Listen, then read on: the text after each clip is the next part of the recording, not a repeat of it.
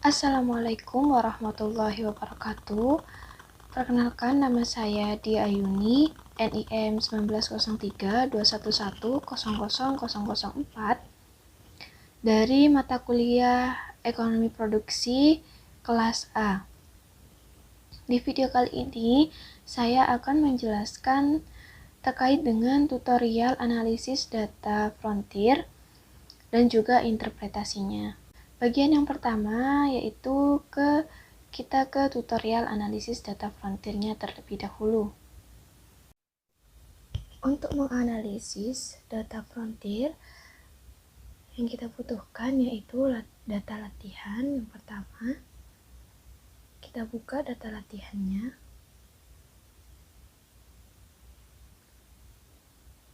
Nah, di sini sudah ada contoh data latihan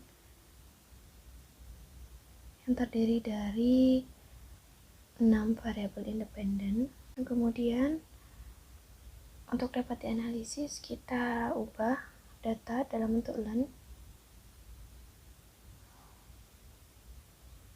Kita tarik sampai X ke 5. Di sini saya menggunakan 5 variabel karena untuk memunculkan nilai X. Rumusnya seperti yang telah tertera, yaitu sama dengan len buka kurung. Lalu kita jadikan 6 angka di belakang koma. Setelah itu kita copy paste pada bagian tabel nama responden dan jenis datanya. Nah, setelah itu kita all border dulu biar lebih rapi.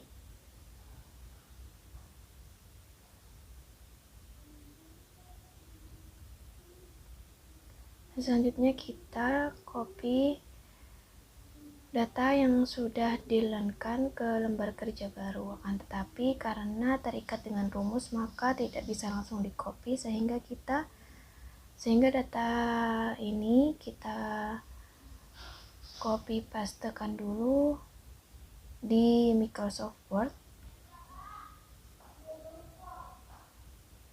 Lalu nanti kita copy pastekan lagi di lembar kerja yang baru di Excel. Kita copy paste dulu. Setelah itu kita copy lagi di Word, lalu buka Excel pada bagian lembar kerja baru, dipastekan di sini, lalu dipastikan 6 angka di belakang koma.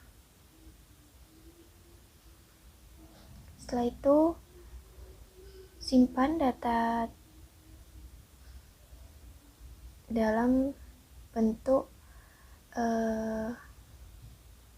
MS-DOS. Extensionnya dalam bentuk MS-DOS. Kita kasih nama EPP_fix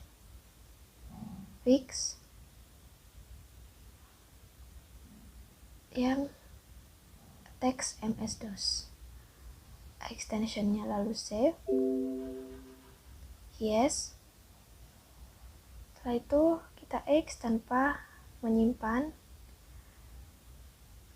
Kita buka file yang tadi, file di frontier. Kita lihat data tadi EPP_fix. Nah, kita rename, diubah extensionnya lagi ke dalam bentuk DTA.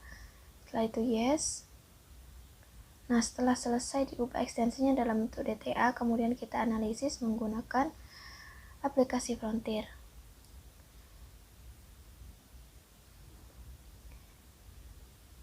Sini T, lalu 1. Nama filenya tadi eppfix.dta. Untuk nama outputnya epp.out. 1. Yes. Data cross sectionnya ada 60. Data time periodnya 1. Total datanya ada 60. Karena kita tadi menggunakan 5 variabel untuk memunculkan LR, jadi Di sini kita ketik 5, yes, and lalu enter. Nah, nanti akan muncul outputnya pada bagian file dengan extension .out. Nah, kita lihat sudah muncul outputnya, dan kita lihat apakah LR-nya muncul dan nilai LR tes muncul. Baik, selanjutnya kita ke interpretasi data. Yang pertama yaitu mendeteksi kasus inefisiensi di lapang. Diketahui bahwa nilai LR tesnya yaitu 6,31 dan nilai DF-nya sama dengan 2. Diketahui pula nilai kode PAM pada derajat kesalahan 0,05 yaitu 5,138. Hal ini membuktikan bahwa nilai LR test lebih besar daripada kode PAM. Nah, sehingga dalam analisis ini hipotesa H0 ditolak dan hipotesa H1 diterima. Sehingga dapat disimpulkan bahwa terdapat kasus inefisiensi di lapang. Selanjutnya yaitu terkait dengan persentase error term yang disebabkan oleh inefisiensi teknis. Alfa yang digunakan yaitu sebesar 5%, maka nilai T tabelnya yaitu 2,00479 dan T hitungnya 17,96. Sehingga dapat disimpulkan bahwa nilai T hitung lebih besar dari nilai T tabel. Nah, koefisien gamma sebesar 94,9%, di mana dalam hal ini mengindikasikan bahwa error term disebabkan karena inefisiensi teknis, dan sisanya yaitu 6,1% error term disebabkan karena adanya risiko.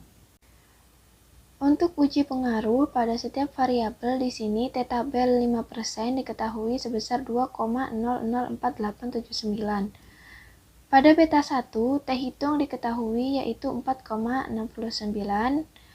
berarti signifikan, di mana jika X1 yaitu luas lahan dinaikkan sebesar 1%, maka output akan meningkat sebesar 0,792%.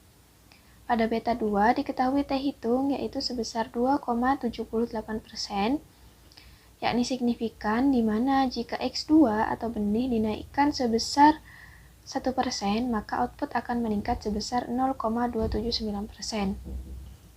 Untuk beta 3, T hitung diketahui sebesar 1,08. Di sini tidak signifikan, di mana jika X3 atau tenaga kerja dinaikkan sebesar 1%, maka akan terjadi penurunan output sebesar 0,162%. Pada beta 4 diketahui T hitung yaitu senilai minus 3,95. Hal ini berarti tidak signifikan, di mana jika X4 atau pupuk dinaikkan sebesar 1%, maka output akan menurun sebesar minus 0,1777%. Dan pada beta 5 diketahui T hitung yaitu 0,4432. Hal ini juga tidak signifikan, di mana jika X5 atau pupuk kandang dinaikkan sebesar 1%, maka juga akan terjadi penurunan output sebesar 0,034%.